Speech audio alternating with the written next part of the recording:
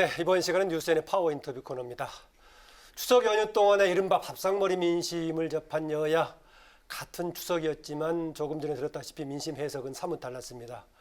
여야 간 인식차 속에 모레 시작하는 21대 국회의 첫 국정감사, 여야의 불꽃 공방이 예상되는데요. 거대 여당이 접한 추석 민심과 국감 대비 상황은 어떤지 더불어민주당의 양향자 최고위원이죠. 양향자 최고위원과 함께 얘기 나눠보도록 하겠습니다. 어서 오십시오. 네, 반갑습니다.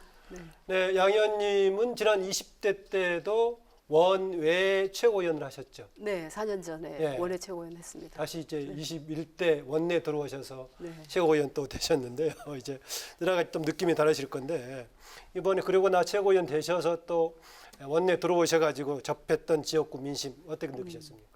방금 최영도 대변인. 네, 최영도 대변인 말씀하신 부분 들었는데 그 지역에서는 아마 비판이 굉장히 많으셨던 모양입니다. 그 지역은 그랬을 것 같은데 근데 저는 이제 호남 또 광주 서구 을이죠? 네. 광주 서구 을입니다.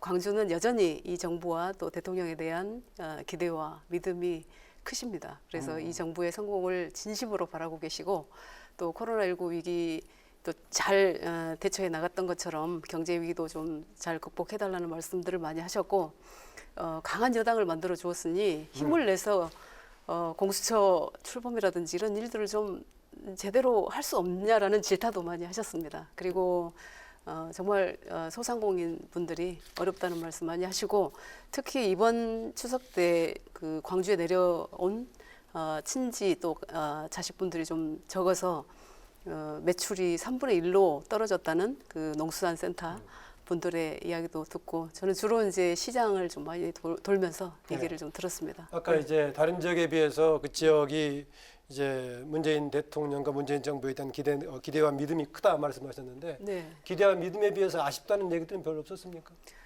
주로 이제 워낙에 이 지지도가 높기 때문에 네. 그래서 그런지는 몰라도 오히려 유능한 정당이 좀 돼서 협치의 가능성이 1도 없는 당과 협치할 생각하지 말고 유능한 정당의 힘을 좀 보여라 이런 말씀을 많이 하셨었고 당이 제 역량을 발휘해달라. 네, 그렇습니다. 180석의 거대 여당을 만들어준 이유가 있지 않느냐. 그것도 호남에 기반을 둔 민주당이 아니냐. 그래서 우리가 적극적으로 또 지지하고 밀어줄 테니 이 개혁 과제 등 또 해야 될 일들, 민생 과제 이런 부분들을 좀 과감하게 해 나가라는 말씀들을 정말 많이 하셨습니다. 네. 네. 네, 여야가 읽은 추석 민심 올해도 제각각이었는데요. 여당은 정쟁이 아닌 선의의 경쟁을 정치권에 주문했다고 전한 반면에 야당은 국민의 들끓는 분노가 전해졌다고 해석을 했는데 최고위원께서는 추석 민심 어떻게 야당의 진단을 판단하십니까?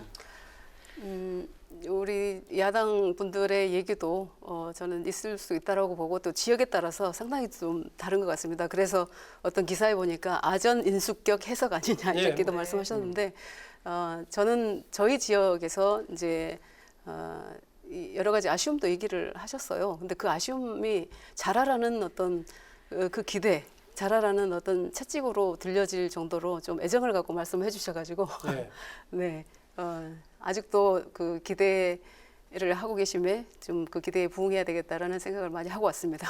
네, 이번에 추석이 5일간의 연휴였기 때문에 이 기간 동안의 방역 문제에 신경을 썼는데 또 하나가 이제 개천절 집회였습니다. 충돌을 우려했던 점도 있고 또 사람들이 혹시 또 법 규정과 어긋나게 집회하지 않을까 했었는데 경찰이 원천 차단해서 이제 더구나 아주 아무 좀 집회도 없이 마무리가 됐는데 그러나 이 경찰의 차단을 두고 주호영 원내대표는 정말 완전 차단한 거 과거에 이명박 대통령 시기의 명박산성이라고 하더니 그 이상의 재인산성이 국민을 슬프게 했다 이렇게 세게 얘기하고 있습니다. 반면에 물론 야당은 국민을 차단한 게 아니라 코로나19 차단했다 이렇게 얘기하고 있습니다. 맞습니다. 예, 네. 야당의 이 주장도 좀 일리가 전혀 없다고 보십니까? 어떻습니까? 저는 일리가 전혀 없다고 전혀 봅니다. 없다고 보시나요?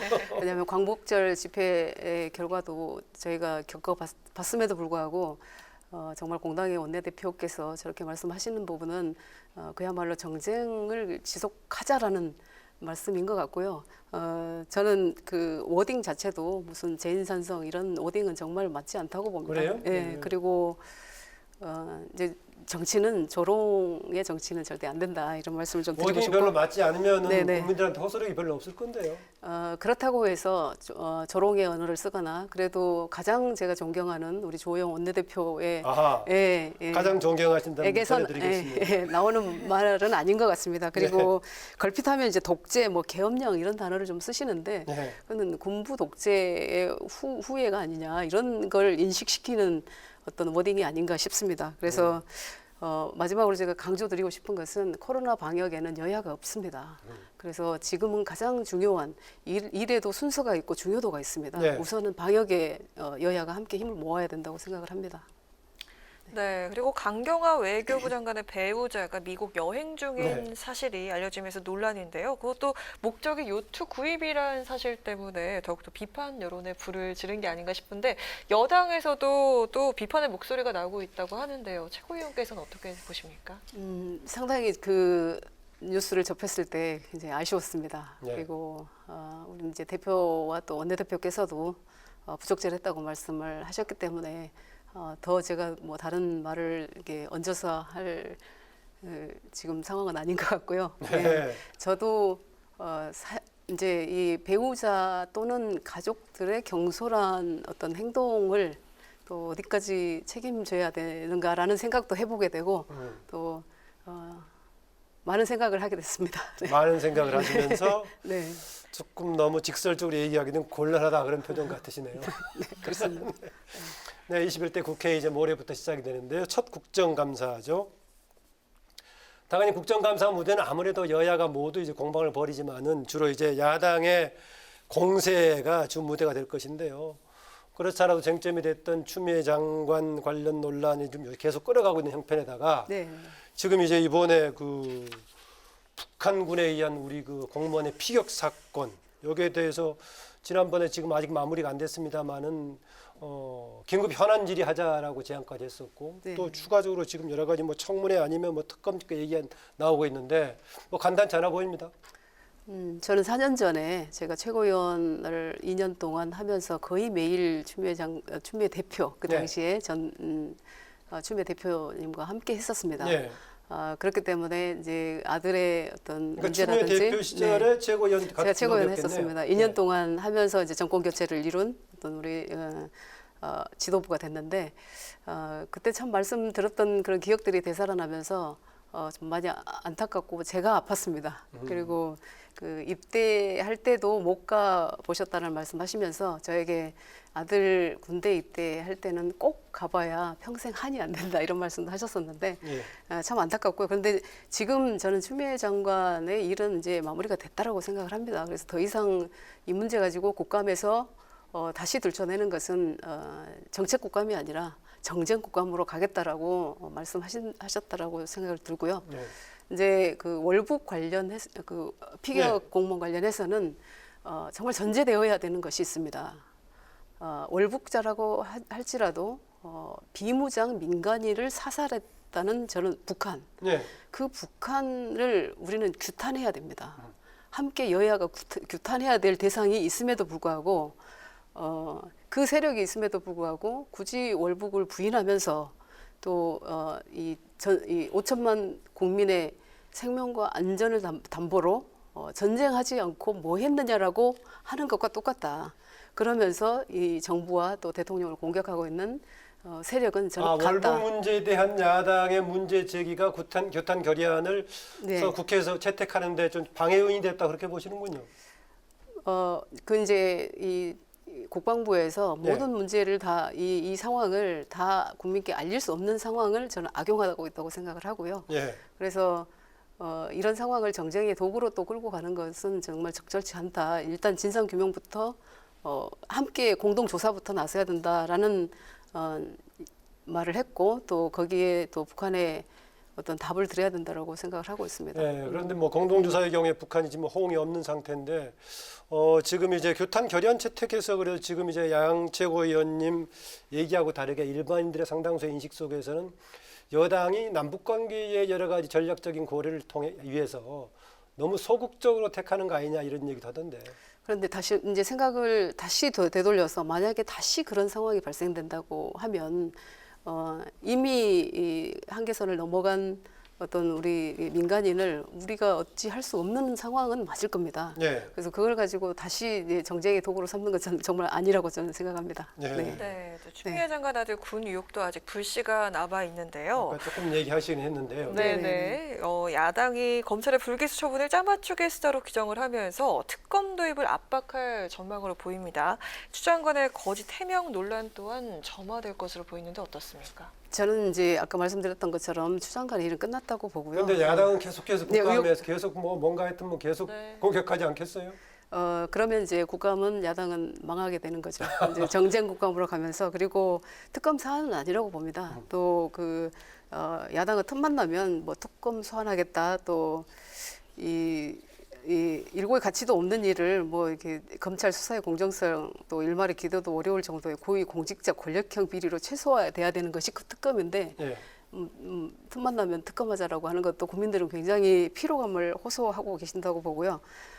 이 국감에서는 정말 코로나19 위기에서 우리가 어떻게 어떤 형태로 민생을 제대로 챙길 것인가에 대한 국감이 되기를 바랍니다. 네. 네, 지금 양양자 지금 최고위원 지금 소속 상임위가 기재위입니다. 기재위 결의. 네. 뭐 여기서 지금 이제 전두환 씨를 국세청 국감증언대 지금 세워서 여러 가지 세금 체납 사유 등을 따져야 된다 밝히셨는데 오늘 보니까 그 이제 고 조비오 신부 명예훼손 사자 명예훼손 관련해서 네, 맞습니다. 1년 6개월밖에 안 받았더라고요 보니까요.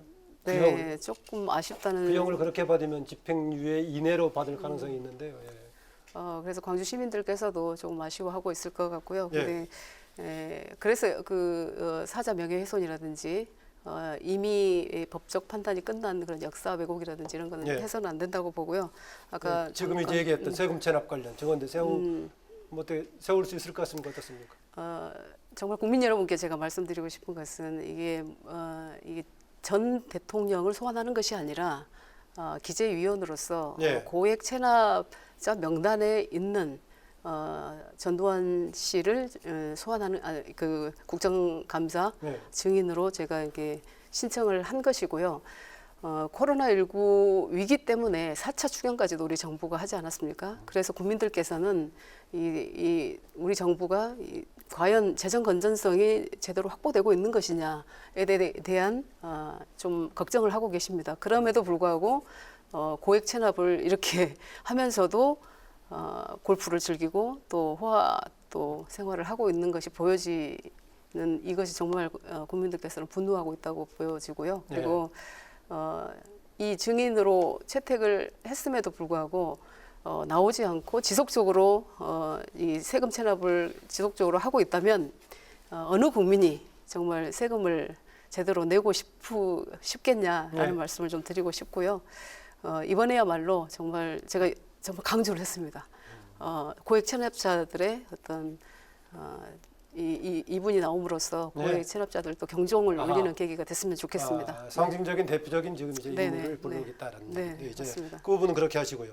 뭐 국감 기간 동안에 뭐 전두환 씨의 체납 관련 문제 말고 네. 뭐 좀 주목하려는 사안 현안들은 어떤 게 있습니까? 저는 우선 그 한국판 뉴딜 정책을 우리 정부가 이렇게 내세웠기 때문에 그에 대한 질의를 통해서 우리 국민들께 소상히 알리는 계기도 돼야 되겠다 이런 말씀도 또 당에서 드리고 거기 관련 특위도 맡고 계시죠? 네, K뉴딜 미래전환 K뉴딜 위원회 부위원장도 맡고 있습니다. 네. 오늘도 이제 암사시장 디지털화되고 있는 전통시장 재래시장을 다녀왔습니다만 그건 디지털 뉴딜, 그린 뉴딜로 가는 그런 정책들이 제대로 진행되고 있는지 네. 그리고 기재부에서는 특히 또 그 기술 관련해서 화웨이를 공격하는 미국 또 SMIC를 공격하는 미국이 우리나라에 어떤 영향을 미치고 있는지 거기에 대해서 기재부는 준비를 하고 있는지 그런 것들이 또 조사되고 있는지 또 대비되고 있는지 상당히 중요한 작업이네요. 네, 이런 부분들을 저 아니면 이걸 질의를 할 수 없다라는 생각으로 네, 그쪽 분야에 이제 국회를 네. 위정 활동하시기 전에 그쪽 분야의 전문가로 활동하셨으니까. 네, 환기도 시키고 준비도 하고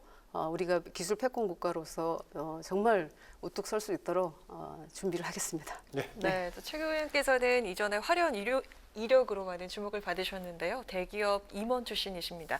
이번에 여의도 무대 정치 신인으로 올라서자마자 가장 먼저 최고위원 자리에 오르셨는데 이번 국회에서의 활약 누구보다 기대가 되는데요. 계획과 목표 한 말씀 들어보도록 여성 하겠습니다. 배려 차원이 아니라 당당하게 그렇죠. 선거에서 이겨서 올라오셨어요. 네. 최고위원 재선은 아마 제가 처음인 것 같은데요. 일단 선거는 굉장히 힘들었습니다. 이미 네. 당선된 사람에게 표를 주면 사표가 된다라는 그 말씀들이 정말 네. 가슴 아프기도 했고, 근데 너무나 다행스럽게 5위 안에 네. 안착하게 돼서 가슴 아프게 한 분도 없고 그래서 너무 좋은데요. 저는 현 시대를 보면 갈등 사회인 것 같아요. 이제 제가 늘 패러독스 소사이어티라고 얘기를 하는데 네. 이념 간의 갈등, 계층 간의 갈등, 또 어떤 지역 간의 갈등, 네. 정말 갈등 사회인데 이 갈등을 풀어내는 데는 이 마더십이라고 하죠. 이제 무티 뭐 이게 독일어로 어머니라는 뜻인데 무티 리더십이 필요하지 않나. 그래서 정말 그 우리 민주당에서 단 한 명의 국민도 사회적 안전망에 벗어나지 않게 하겠다라는 그 기조대로 그 정책대로 엄마 리더십을 발휘하도록 하겠습니다. 그리고 이제 저는 그 과학기술, 산업, 경제 분야의 전문성을 가지고 있기 때문에 이번에 법안들도 인공지능 특별법 또 경제자유구역 관련 법들도 이제 발의를 하면서 전국의 어떤 경제적 상황에 대해서 챙기고 또 정책적인 뒷받침을 하도록 하겠습니다. 네. 네. 오늘 하시고 싶은 이야기 다 빠뜨리지 않고 하셨죠. 네, 네, 정말 감사합니다. 네, 네, 오늘 말씀 고맙습니다. 네, 고맙습니다. 네. 예, 뉴스엔의 파워 인터뷰 지금까지 더불어민주당의 양향자 최고위원과 함께했습니다.